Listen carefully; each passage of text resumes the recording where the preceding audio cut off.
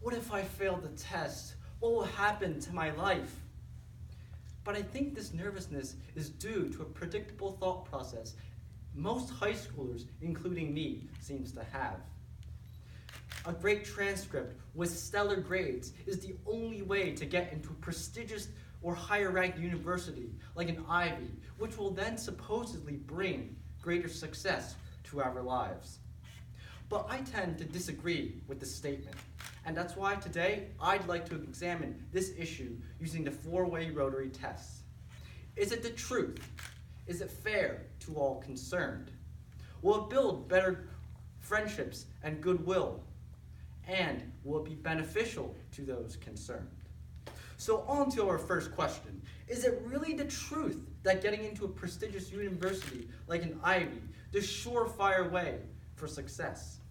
Let's start off by looking at the top 100 Fortune 500 CEOs. The CEO of Walmart, Douglas McMillon, comes from the University of Arkansas. And the CEO of ExxonMobil, Rex Tillerson, comes from the University of Texas at Austin. In fact, 2/3 of the top 100 Fortune 500 CEOs don't come from an elite or higher ranked university. And if that's not enough for you, let's look at our nation's leaders. Ronald Reagan comes from not Harvard, but Eureka College, while our current Vice President Joe Biden is from the University of Delaware.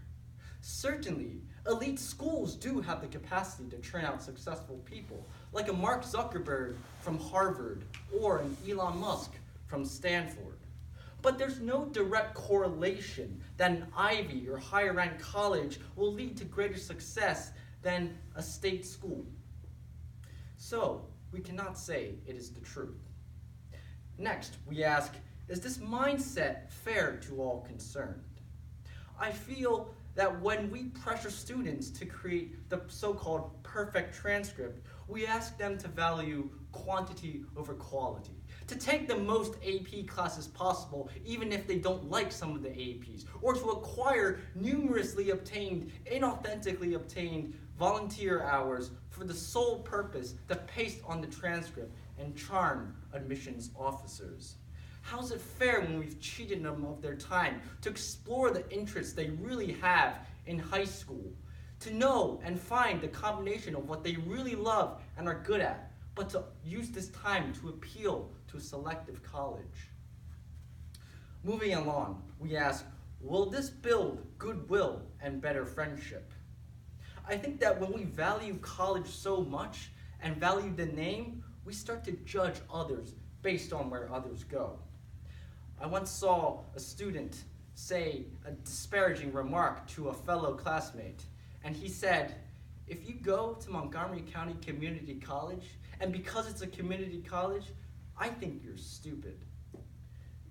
How can we justify that this builds better goodwill when we have students hiring SAT scammers like Sam Eshigoff to take the SAT for them? And instead of working hard, they use this opportunity to cheat. With this mindset, we have the potential to destroy possible friendships, and also we drop our morals and turn to bad ideals such as cheating. Finally, we ask, is it beneficial to all concerned? How is it beneficial when we have students at Palo Alto high schools in California running in front of a moving train to commit suicide simply because of the fact that they think they are not able to make schools such as Berkeley or Stanford?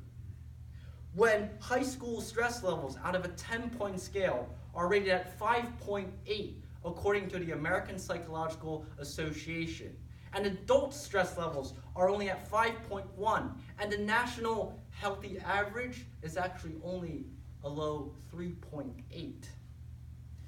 This mindset does not benefit anyone, and it only causes emotional and psychological stress to those concerned. I'd like to address that there's a fine line between challenging oneself, working hard in school, and becoming a puppet to selective college admissions simply because of the fear that not getting into a higher ranked university will lead to less of a life. I hope someday we can all realize that students are like butterflies in the wind. Some can fly higher than others, but each one will try its best. Why compare one against the other when each one is different? Each one is special. Each one is beautiful. Thank you.